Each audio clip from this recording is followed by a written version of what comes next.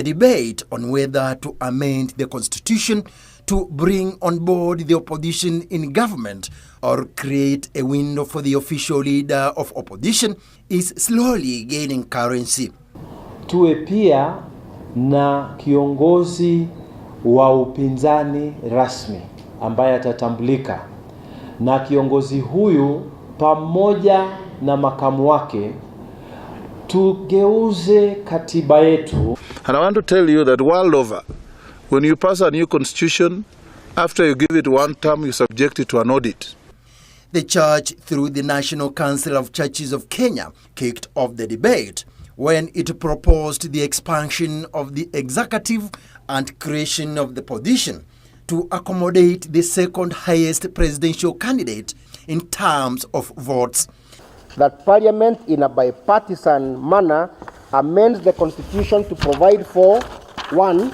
Restoration of the position of leader of the official opposition in Parliament and creation of position of deputy leader of the official opposition. These positions would be occupied by the nominees of the political party or coalition that would obtain the second highest number of votes in a presidential election. According to the NCCK, the situation has contributed to the political standoff that comes after every election. So, Mr. Alex, welcome to the program. But according to Alex Manyasi, a political expert, changing the constitution piecemeal might generate more problems than answers. So if you're going to make adjustments on one, then it's likely to affect other things, especially on anything that touches on devolution and governance. It will be very difficult to change without looking at the whole constitution. Although Manyasi agreed that a position of official leader of opposition, he opines that incorporating the opposition in government might be counterproductive in a young democracy such as Kenya. Once you have incorporated someone who was number one and number two together into one government, it means that even if ills were committed, then you do not find an alternative voice to what is happening in government.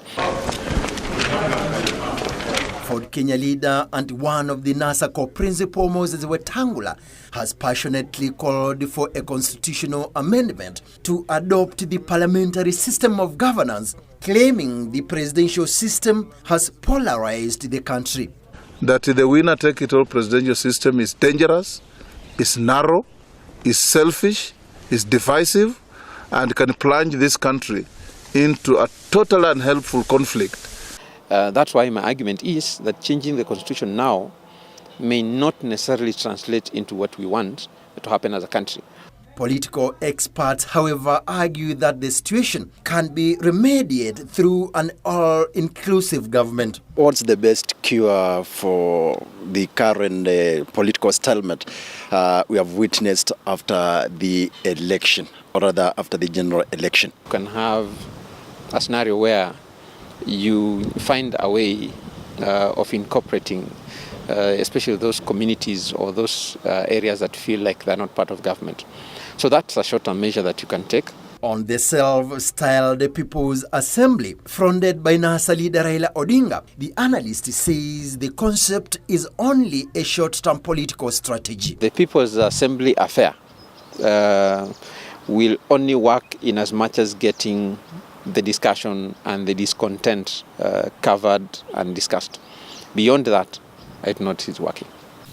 So, by reverting to the old constitutional order where the opposition was assured of sharing the election spoils, cure the hangovers associated with election laws, well, an idea to ponder with.